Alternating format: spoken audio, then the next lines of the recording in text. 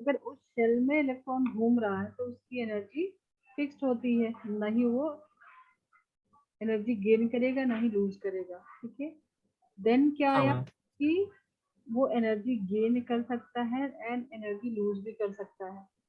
तो energy gain करके वो हायर एनर्जी लेवल में जाएगा। जो न्यूक्लियस के पास जो सेल होती है उसकी एनर्जी सबसे लोवेस्ट होती है, सबसे कम होती है। तो जब एनर्जी को गेन करेगा तो हायर एनर्जी लेवल में जाएगा, और जब एनर्जी लूज करेगा तो नीचे शेल में आएगा। ये था हमारा। हाँ। तो इसमें हमने अलग अलग शेल की कुछ एनर्जीज होती है जो कि हमने बोला था, कुछ याद करके रखो, डायरेक्ट क्वेश्चन बन जाते हैं। ठीक है यस फर्स्ट। मैम, हाइड्रोजन के जो शेल्स होते हैं उनकी। ठीक है, तो अब ये जो एटॉमिक स्पेक्ट्रम है, अब ये इलेक्ट्रॉन अगर एनर्जी गेन करके दूसरे शेल में जा रही है, ठीक है, अगर जा रहा है तो फिर से वो अपने लोवेस्ट एनर्जी में आना चाहेगा। ठीक है, हाँ। स्टेबिलिटी कहाँ पे रहती है, जहाँ पे एनर्जी सबसे कम रहती है, तो वापस वहां से लोवेस्ट एनर्जी में आना चाहेगा। तो अगर यहाँ से जंप करके इलेक्ट्रॉन ऊपर गया है तो वापस से आना चाहेगा एनर्जी लूज करके। तो किस शेल हाँ में इलेक्ट्रॉन रिटर्न हो रहा, कहाँ से कहाँ गया, कहाँ से आया, कहाँ तक आया। मैम, अगर वो हाई एनर्जी का है तो मैम वो लास्ट ऑर्बिट में था, अगर उसको एनर्जी की डिक्रीज हो रही है तो मैम वो टूवर्ड्स न्यूक्लियस आता जाएगा। तो जब वो इलेक्ट्रॉन लोवेस्ट, मतलब तुमने ये तो पढ़ा होगा ना, ये तो हम लोग बहुत हिस्ट्री में है अभी, ठीक है, पुरानी चीज, बट अभी तुमको पता है कि एनर्जी दोगे, ठीक है, इलेक्ट्रॉन को निकालना है तो एनर्जी देते हो। ठीक है, और जब इलेक्ट्रॉन नीचे आ रहा है, अपने शेल में आ रहा है, लोवेस्ट एनर्जी में आ रहा है, तो अपनी एनर्जी को रिलीज करके आएगा। तो वो जो हाँ। एनर्जी रिलीज करेगा वो किस फॉर्म में रिलीज करेगा, रेडिएशन के फॉर्म में। कुछ ना कुछ रेडिएशन निकलती है, उसको छोड़ता है। ठीक है, या। तो एटॉमिक स्पेक्ट्रम में तुमको ये कॉन्सेप्ट ही एप्लीकेबल है। यहाँ पे तुमको करना क्या, मान लो कि एक एक्सपेरिमेंट छोटा सा देख लो कि किसी भी गैस को ले लो, हीलियम, हाइड्रोजन, कोई भी गैस ले लो। अगर तुम इसको हीट करते हो, ठीक है, तो इसके पार्टिकल्स जब हीट को एब्जॉर्ब करेंगे तो एक एक एटम जो है उसको हीट मिलेगी। तो इलेक्ट्रॉन जो है वो एक्साइटेड स्टेट में जाएगा, ग्राउंड से एक्साइटेड स्टेट में जाएगा, एनर्जी मिलेगी तो वो दूसरे शेल में जाएगा। और जब नेक्स्ट सेल से वापस जब रिटर्न आएगा पुराने शेल में तो एनर्जी एमिट करेगा। ठीक है, हाँ। एमिशन स्पेक्ट्रम इसको बोलते हैं, एमिट कर रहा है। ठीक है, तो वही एनर्जी किस रेडिएशन के फॉर्म में। ठीक है, उस एनर्जी का नाम हाँ। क्या है, इलेक्ट्रो मैग्नेटिक वेव। ठीक है, तो जो हम्म। एमिशन स्पेक्ट्रम में तुमको ये पढ़ना है कि जो इलेक्ट्रॉन एनर्जी रिलीज कर रहा है, ठीक है, उसके अकॉर्डिंग तुमको कैलकुलेशंस रहेंगे। तो कॉन्सेप्ट इसके पीछे क्या है, मान लो कि तुमने स्पेक्ट्रम तो तुमको इन जनरल पता है ना, हाँ। रिप्योर जो तुमने बताया भी था लास्ट में। ठीक है, तो शेल, यस मैम। तुमको एक और चीज मैंने बताया था कि जो शेल है उसकी एनर्जी फिक्स है। मैंने जैसे बताया था कि 90% वाले के लिए जगह है, 80% वाले के लिए, बीच में कोई स्पेस नहीं है। ठीक है, तो हाँ। स्पेक्ट्रम पे यहाँ पे मान लो तुमने जैसे जो तुम देखते हो, ठीक है, हाँ। बीच में एनर्जी लेवल नहीं है तो ये पूरा नहीं दिखेगा, कुछ दिखेगा कुछ नहीं दिखेगा, क्योंकि सब टाइप की एनर्जी नहीं है ना, सब टाइप की एनर्जी लेवल नहीं है यहाँ पे, कुछ है कुछ नहीं है। अब ये बीच का नहीं है तो ये नहीं दिखेगा। ठीक है, हाँ। तो जब यस मैम। हाँ, जब यहाँ से तुमको ये तुम्हारे पास समझो कि कुछ रेज हैं जो कि तुमको यहाँ पे दिखाई दे रहे हैं, कुछ है कुछ नहीं है, कहीं पे कुछ दिखता है कहीं पे कुछ दिखता है, अलग अलग रेडिएशन है। क्यों, क्योंकि उसका कॉन्सेप्ट क्या है कि जो एनर्जी लेवल है वो फिक्स्ड है, बीच में हर जगह पे नहीं है, हर जगह पे इलेक्ट्रॉन नहीं घूम रहा है।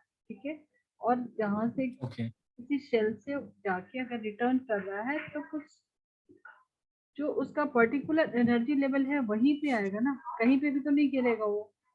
ठीक है, तो पूरे जो हाँ। वेक्टर जो है वो सारे के सारे स्पेक्ट्रम यहाँ पे नहीं दिख रहे हैं। इसी को बोलते हैं डिस्क्रीट, मतलब रेगुलर नहीं, कंटिन्यूअस नहीं है। अगर सबके सब दिखते तो कंटिन्यूअस होता। ठीक है, तुमने ये तो पढ़ा है ना कि ground state and excited state. ठीक है, तो जब जब यहाँ पे अगर तुमने हीट किया है तो वो एक्साइटेड स्टेट में है, तो एक्साइटेड स्टेट में दूसरे एनर्जी लेवल में जा रहा है। ठीक है, उसके बाद फिर से वापस वो रिटर्न बैक होगा अपने लोवेस्ट एनर्जी में। तो जो रेडिएशन इमिट कर रहा है, क्योंकि यहाँ पे एनर्जी लेवल जो है वो फिक्स है, तो कंटिन्यूअस नहीं होता है, ये क्या होता है, डिस्क्रीट।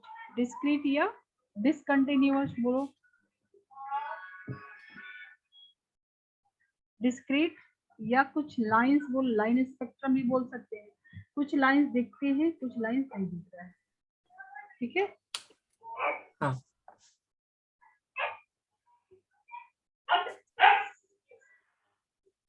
क्या हुआ,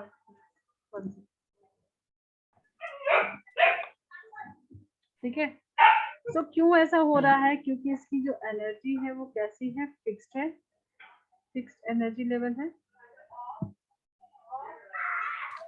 ठीक है, और कुछ जो पार्टिकुलर वेव है वही दिखाई देंगे, सबके सब नहीं दिखाई देंगे। जो रेडिएशन वेव बोलो या रेडिएशन बोलो, रेडिएशन के फॉर्म में निकल रहा है। ठीक है, और इसको बोलेंगे क्या, एमिट कर रहा है ना, जो रेडिएशन निकल रहा है, छोड़ रहा है, एमिट कर रहा है, तो इस स्पेक्ट्रम का नाम क्या है, एमिशन स्पेक्ट्रम। एनसीईआरटी में ये टर्म दिया हुआ है। ठीक है, हाँ तुम सब कुछ नोट करो, छोड़ो मत। यस मैम, मैं सब कुछ लिख रहा हूँ। हाँ, क्योंकि ना तुम रिवाइज नहीं कर पाओगे तो फिर इतना टाइम देने का कुछ नहीं है ना। तुमने स्कूल में किया, अभी किया, तो फुल मार्क्स आना चाहिए ना। कुछ याद है तुमको, एनर्जी न्यूक्लियस में क्या एनर्जी होता है, किसकी मैम? प्रोटॉन शेल की एनर्जी। मैंने बोला था कि मैम फर्स्ट शेल की, हाइड्रोजन के जो होते हैं, राइट? हाँ ये तो सिंगल इलेक्ट्रॉन की है ना, यही तो इसका ड्रॉबैक है ना। एक ही हाइड्रोजन पे ही या हाइड्रोजन लाइक एटम पे ही एप्लीकेबल है ना। हाँ तो फर्स्ट शेल की एनर्जी क्या थी, याद है, -13.6। चलो ठीक है, ये सब याद कर लेना। तो जब यहाँ से इलेक्ट्रॉन किसी दूसरे शेल में गया है तो वापस से रिटर्न जब आएगा तो कुछ ना कुछ रेडिएशन निकलेगा। क्लियर हो गया, समझ में आ गया। सबकी एनर्जी हाँ प्लीज याद कर लेना, -3.4 इलेक्ट्रॉन वोल्ट थर्ड वाले की, -1.5, उसके बाद 0.53 समथिंग था। तो ये सब लर्न कर लेना। चलो मैं इसको क्लियर करूँ, आगे चलूँ। Yes ma'am.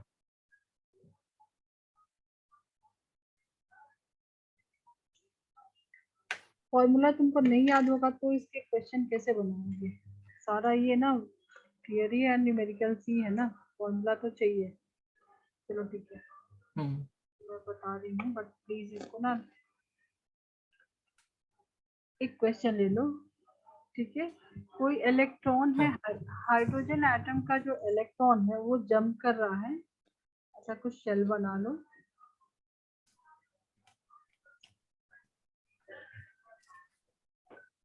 ठीक है,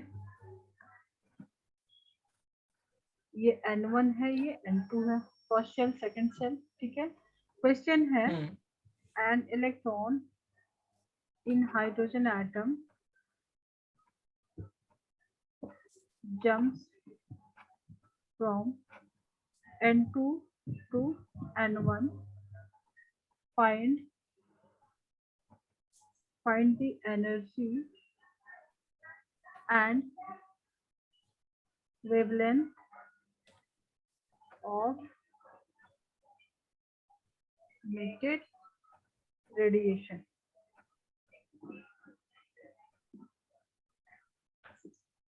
देखो, तो तुमको फॉर्मूला तो दिया हुआ है सब। nth सेल के लिए एनर्जी का फॉर्मूला याद है? एन शेल के लिए R इक्वल टू n² ए। -13 पॉइंट एनर्जी का जो टोटल एनर्जी लास्ट जो कराया था अच्छा, ओ E equal to -13.6 EV upon n square. Z square upon N square electron volt, ये दिया था ना फॉर्मूला। एन हाँ मैम, याद आ गया। हाँ। इसके लिए यहाँ पे ना ये सब जरूरी है, नहीं तो तुम्हारा कुछ काम ही नहीं होगा ना, कुछ काम ही नहीं होगा ना। हाँ। हाँ 7:30 की बात करते हैं कॉल दीदी। हाँ 7:30, हाँ सॉरी कॉल हो गया था, सॉरी। ठीक है, तो एनर्जी तुमको किसका, देखो कौन से शेल का निकालना है, टोटल एनर्जी क्या होगा। मैम Z1 हो जाएगा एंड N1 हो जाएगा, तो मैम टोटल फर्स्ट शेल का एनर्जी हो जाएगा -13.6। तो ये तो तुमको nth शेल के लिए दिया था, बट तुमको कैलकुलेट क्या करना, मान लो कि क्या दिया है, कहाँ से कहाँ, एक सेकंड में कलर चेंज करूँ, N2 से N1 ना, ठीक है, मतलब ये N2 है, N2 से कहाँ जा रहा है, इलेक्ट्रॉन यहाँ पे जाएगा, तो कुछ ना कुछ रेडिएशन निकलेगा, जब वो नीचे के हाँ। शेल में जाएगा तो एनर्जी को रिलीज करके जाएगा, लोवेस्ट एनर्जी में जाएगा, ठीक है। हम्म। हम्म। तो टोटल एनर्जी क्या हो जाएगी, टोटल एनर्जी को डेल्टा ई लिखेंगे, क्या हो जाएगा E2 माइनस E1, ठीक है, जो इस शेल की यस मैम। एनर्जी है उसको माइनस करके लिखेंगे, तो अब तुमको ये फॉर्मूला यहाँ पे E2 एंड E1 के लिए अप्लाई कर, ठीक है। हम्म। तो रेडी हो कैलकुलेशन के लिए। हाँ मैम। तो चेंज क्या होगा, सिर्फ n की वैल्यू, बाकी सब कुछ तो सेम रहेगा, हाँ। ठीक है। सो E2 एंड E1 की जगह पे E2 में क्या रख दोगे, n की वैल्यू 2 रख दो, यहाँ पे n की वैल्यू 1 रखोगे, तो ऐसा कुछ हो जाएगा -13.6 इंटू जेड तो 1 है, इसमें 2 रखोगे तो 2 का स्क्वायर माइनस -13.6, ठीक है, हाँ। इंटू 1/1, ये तो 1 ही है, तो ये प्लस हो जाएगा, ऐसा कुछ होगा। हाँ। तो क्या इसको कैलकुलेट कर सकते हो, मैं करके दूं, कर लूंगा मैम। करो। तो ये माइनस माइनस तुम्हारा प्लस हो जाएगा,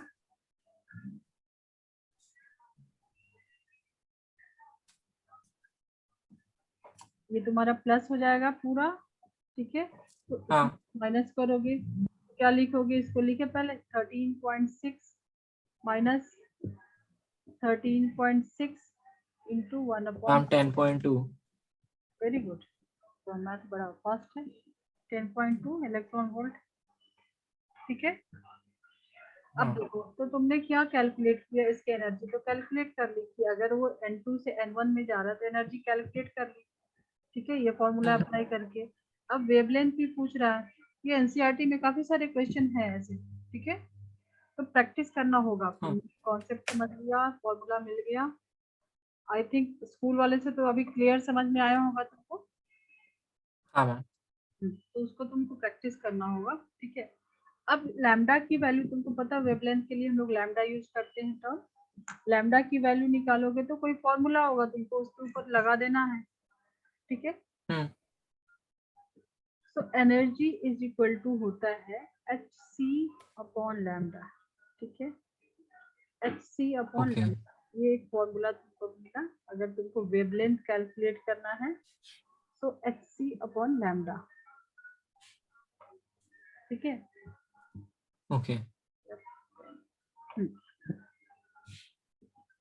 तो एनर्जी तुमने इस जिसकी अभी बात चल रही है उसकी एनर्जी तुमने कैलकुलेट किया था 10.2 इलेक्ट्रॉन वोल्ट, उसकी वैल्यू यहाँ पे रख दो, और ये तो कांस्टेंट है तो इसकी वैल्यू निकाल लोगे, इजी, हाँ मैम। ठीक है ना। प्लैंक्स कांस्टेंट लगाना है एंड मैम और कौन सा लगाना है उसमें? सी क्या होती है, स्पीड ऑफ लाइट, 3 इंटू हाँ। 10⁸ मीटर पर सेकेंड, ठीक है। Yes ma'am. तो अगर ऐसे सिंपल सा क्वेश्चन है तो तुम उसकी वैल्यू, क्योंकि ये कांस्टेंट है तो डायरेक्ट क्या हो जाएगा, जो इसका वैल्यू है कैलकुलेशन कर लोगे रख के, हाँ ma'am. 10.2 okay. Equal to Hc upon lambda, ठीक है। अब ये तुमको कांस्टेंट है तो देखो यहाँ पे डायरेक्ट भी एक फॉर्मूला है जो कि तुमको मिलेगा एनसीईआरटी में, उसको भी अप्लाई कर सकते हो, ठीक है। क्योंकि ये देखो ऊपर की दोनों वैल्यू कांस्टेंट है तो इसकी कोई एक न्यूमेरिक वैल्यू होगा, तो वो न्यूमेरिक वैल्यू क्या है, E equal to 12375 upon lambda. तो फॉर्मूलेज यहाँ पे भरे हैं, तुमको उनको संभालना है और क्वेश्चन प्रैक्टिस करना ओके है ना।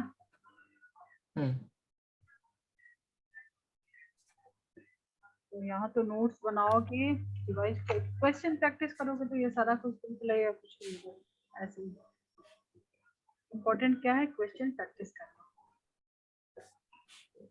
सो ई यहाँ पे क्या था, एनर्जी।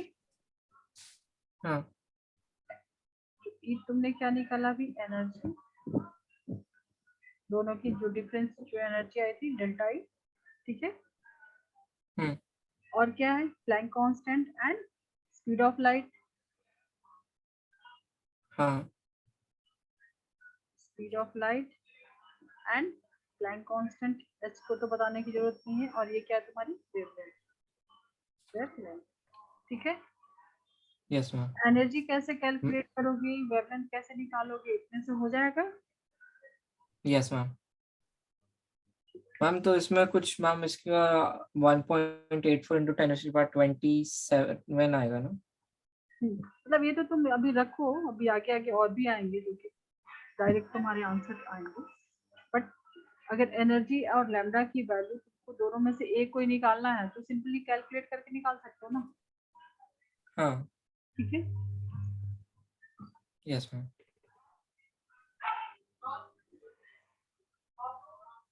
क्लियर करो, इसको नोट किया। यस मैम नोट कर लिया इसको।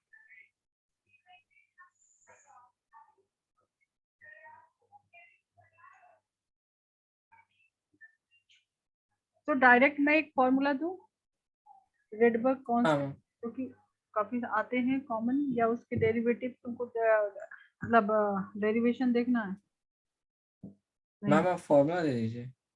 कर लोगे डेरिवेशन ना। हाँ मैम रिडबर्ग कांस्टेंट मैम वैसे आपने टेस्ट के पहले भी याद करवाया था तो मेरे को थोड़ा बहुत उसका फॉर्मूला याद है।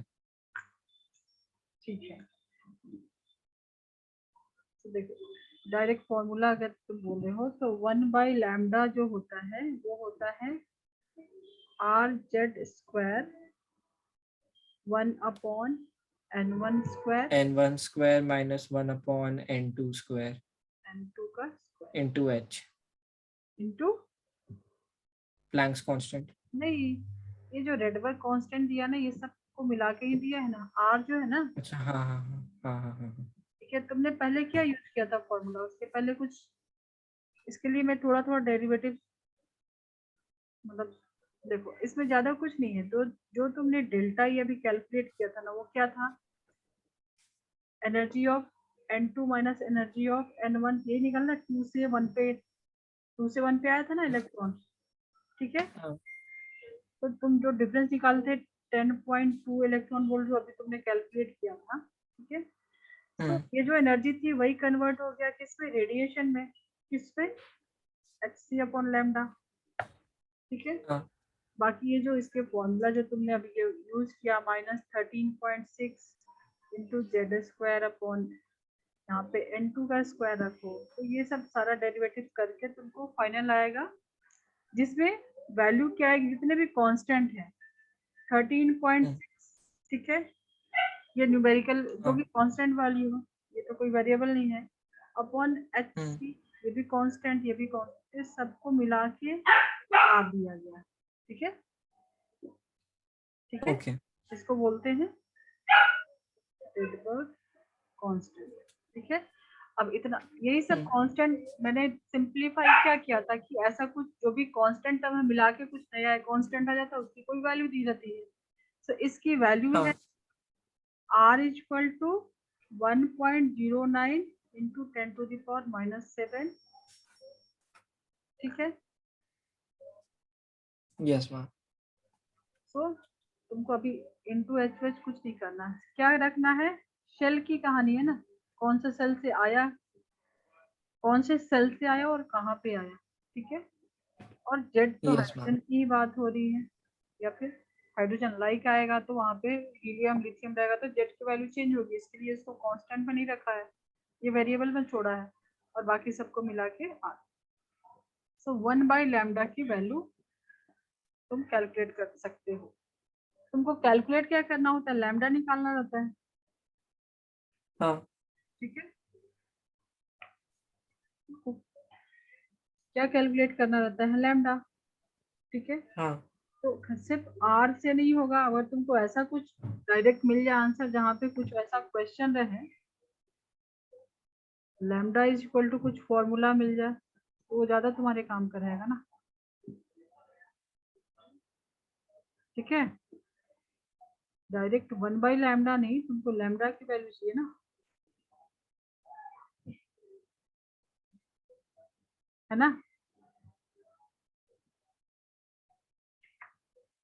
Hello hello hello Arnav,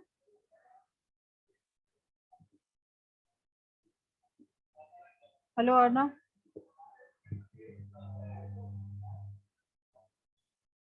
hello